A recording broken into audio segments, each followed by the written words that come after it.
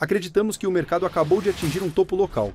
Vendemos nossa Microsoft, comprada a 386 em março, e reduzimos pela metade nossa Celestica a 163, após uma valorização de 68% em apenas alguns meses. Hoje, os gestores de ativos estão totalmente investidos. O índice NIAIM Exposure acabou de atingir 99%. Isso significa que os portfólios institucionais estão totalmente investidos, sem dinheiro parado à margem. Por que isso importa? Porque significa que o mercado já recebeu os fluxos dos gestores de ativos, que não tem mais espaço para investir. Isso quer dizer que os fluxos dos gestores de ativos não vão mais sustentar o mercado no curto prazo. Sem gestores ativos, um dos pilares principais da demanda saiu do jogo. Por isso, o risco aumenta. Não por medo, mas porque um dos maiores grupos compradores do mercado já está totalmente investido. E aqui está o problema. Quando os gestores de ativos estão 100% investidos, só restam duas opções. Opção 1, alavancar. Mas raramente fazem isso, e como você pode ver, quando fazem, é de forma modesta. Quase nunca ultrapassam significativamente os 100%. Talvez 102, talvez 103, mas quase nunca passa disso. Exceto por um pico a 120 em 2017, um claro caso isolado. Hoje estamos em 99. Se subir um ponto ou não, pouco importa, já estamos no teto. Opção 2, começar a realizar lucros, o que significa que eles deixam de ser compradores líquidos, tornam-se potenciais vendedores. Então, não só esse grupo não consegue sustentar uma alta maior, pode em breve se tornar uma fonte de pressão para a queda. A história confirma, toda vez que esse grupo vai all-in, o mercado tem dificuldade de avançar mais. Vamos olhar os casos recentes. A última vez que chegamos a um extremo assim, o índice NIAIM bateu 99,24 em 11 de dezembro de 2024. Marcou um topo local no S&P 500. Depois veio 3 de julho de 2024.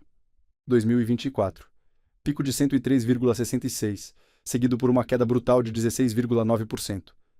Esses sinais têm se mostrado incrivelmente precisos. Poucos meses antes, 27 de março de 2024, o índice atingiu 103,88 e o S&P caiu 8%. Quase sempre indica um topo local. No final de dezembro de 2023, vimos uma leitura de 102,71 que levou a uma correção de 5%. Mesma coisa no final de julho de 2023, com leitura de 101,82, o mercado caiu 11%.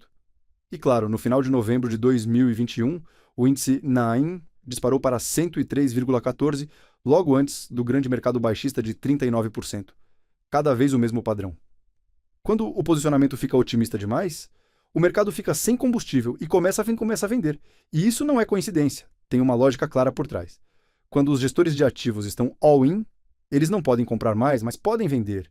E essa mudança no equilíbrio de demanda para a oferta potencial é exatamente o que desequilibra o mercado. Acabamos de ultrapassar 99. Isso não é otimismo, é exposição excessiva. E quando o posicionamento fica tão esticado, os mercados não sobem, eles quebram. Agora, sejamos claros. Na Glacium Research, continuamos otimistas com ações. Isso não é um chamado para um mercado baixista, é um chamado para uma correção, uma pausa de curto prazo. Necessária, após meses de fluxos intensos e posicionamento esticado.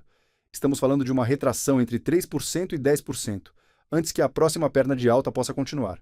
E, historicamente, é exatamente isso que tende a acontecer após rallies poderosos, como o que acabamos de ter. Vamos agora olhar os dados e o que a história nos diz após essas sequências agressivas de alta. Se olharmos para outras recuperações em formato V, como a que estamos vivendo agora, desencadeada pelas tarifas de Trump, vemos a mesma sequência se desenrolando várias vezes. No início de 2020, um rally massivo impulsionado por uma explosão na liquidez M2. E assim que o mercado bateu novas máximas históricas, realizando um formato em V, uma correção rápida de 10% aconteceu.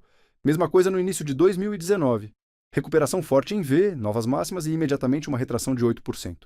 Não são só esses dois casos. Mesmo no início de 2012, após a crise da dívida soberana na Europa e o rebaixamento dos VUEA, os mercados caíram mais de 20%, depois se recuperaram rapidamente em formato V, e mais uma vez, assim que as máximas históricas foram rompidas, seguiu-se uma correção.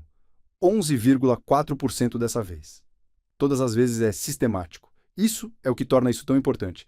Especialmente quando combinamos com o posicionamento atual, com fundos totalmente investidos em ações, as probabilidades de uma correção não são só altas, são esmagadoras. Mas isso não é tudo. Nos últimos 60 dias de negociação, o S&P 500 teve um ganho massivo de 25%. Quão raro é isso? Desde 1970, aconteceu apenas 8 vezes. Como você pode ver na tela agora. Mas aqui está o que realmente importa. Toda vez uma correção veio em seguida. Vamos começar pelo caso mais recente. 8 de junho de 2020, o S&P 500 atingiu o limite de 25% em 60 sessões. O que aconteceu logo depois? Uma retração de 8%, quase imediatamente. Mesmo cenário em 2009. Outro rally, de 25% em apenas 60 sessões. Depois veio outra correção de 8%. Ou pegue o caso anterior, início de junho de 2003, logo após o crash da bolha das .com. Sinal disparado novamente seguido por uma retração saudável de 5,5%. Então, quando dizemos que esses rallies verticais tendem a pausar, não é só um palpite. É o que os dados continuam mostrando. Agora, a relação put-call definitivamente vale a pena ser observada, porque ela nos permite medir o quão agressivos os investidores realmente estão. Quando essa relação está baixa, significa que todos estão carregando calls, apostando na alta. E é exatamente isso que está acontecendo hoje. Estamos em torno de 0,8. Como você pode ver no gráfico, toda vez que essa relação atingiu níveis baixos semelhantes, coincidiu com topos locais no mercado, repetidas vezes. É um desses sinais simples, mas poderosos, não perfeito sozinho, mas quando combinado com dados de posicionamento e padrões históricos, confirma que as chances de uma pausa ou retração de curto prazo são agora significativamente maiores.